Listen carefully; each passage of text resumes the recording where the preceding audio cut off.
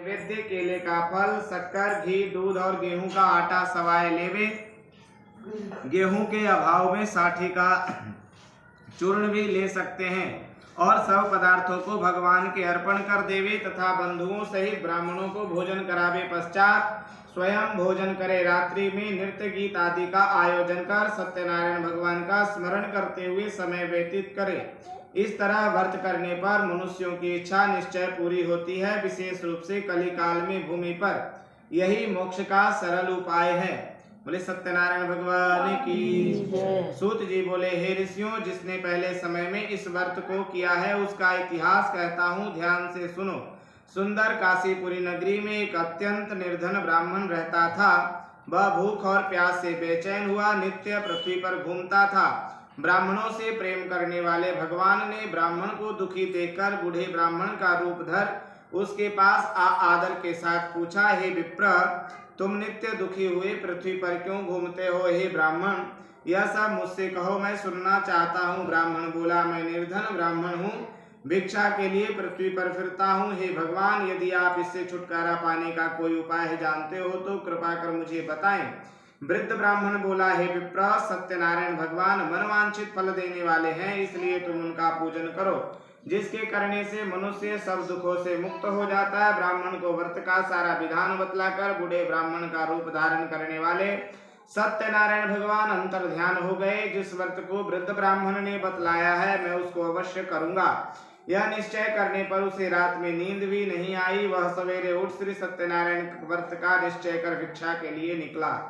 उस दिन उसको भिक्षा में बहुत धन मिला, जिससे बंधु बांधवों के साथ उसने सत्यनारायण भगवान का व्रत किया। इसके करने से वह ब्राह्मण सब दुखों से छूटकर अनेक प्रकार की संपत्तियों से युक्त हुआ। उस समय से वह ब्राह्मण हर मास व्रत करने लगा। इस तरह सत्यनारायण भगवान के व्रत को जो करेगा वह मनुष्य सब दुखों से छूट जाएगा। इस तरह नारद जी से सत्यनारायण भगवान का कहा हुआ व्रत, यह व्रत मैंने तुमसे कहा। हे विप्रो, मैं अब और क्या कहूँ? ऋषि बोले, हे मुनीश्वर, संसार में इस ब्राह्मण से सुनकर किस किसने इस व्रत को किया, हम सब वह सुनना चाहते हैं। इसके लिए हमारे मन में जिज्ञासा है। सूत जी बोले, हे मुनियों, जिसने इस व्रत को किया है वह सब सुनो। एक समय वह ब्राह्मण धन और ऐश्वर्य के अनुसार बंधु बांधवों के साथ व्रत करने को तैयार हुआ। उसी समय एक लकड़ी बेचने वाला बूढ़ा आदमी आया और बाहर लकड़ियों को रखकर ब्राह्मण के मकान में गया।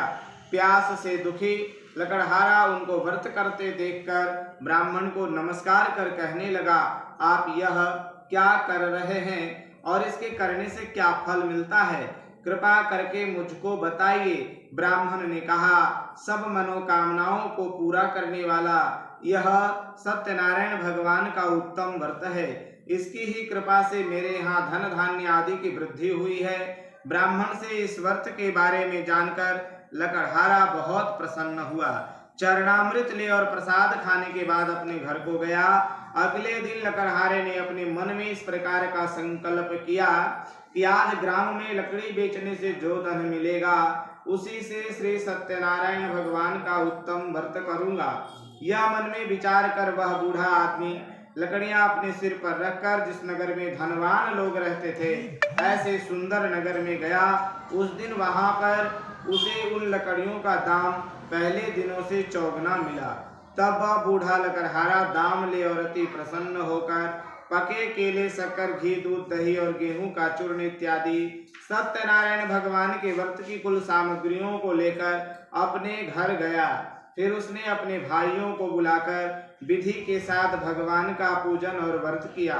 उस व्रत के प्रभाव से वह बूढ़ा लकड़हारा धन पुत्र आदि से युक्त हुआ और संसार के समस्त सुख भोग कर वैकुंठ को चला गया। बोले सत्यनारायण भगवान की। सूत जी बोले, हे श्रेष्ठ मुनियों, अब आगे की कथा कहता हूँ, सुनो। प्रतिदिन देवस्थानों पर वह सत्यवक्ता उल्लकामुक नाम का एक बुद्धिमान राजा रहता था। वह सत्यवक्ता और जितेंद्रिय था। प्रतिदिन देवस्थानों पर जाता तथा गरीबों को धन देकर उनके कष्ट दूर करता था। उसकी पत्नी कमल के समान मुख वाली और सती साध्वी थी। पुत्र प्राप्ति के लिए भद्रशिला नदी के तट पर उन दोनों ने श्री सत्यनारायण भगवान का व्रत किया। उस समय में वहां एक साधु नामक वैश्य आया।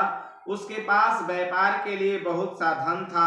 वह नाव को किनारे पर ठहराकर राजा के पास आ गया और राजा को व्रत करते हुए देखकर विनय के साथ पूछने लगा, हे राजन, भक्ति युक्त चित्त से आप यह क्या कर रहे हैं? मेरी सुनने की इच्छा है, सो आप यह मुझे बताइए। राजा बोला, हे वैश्य, अपने बांधवों के साथ पुत्र आदि की प्राप्ति के लिए यह महाशक्तिमान श्री सत्यनारायण भगवान का व्रत व पूजन कर रहा हूँ। राजा के वचन सुनकर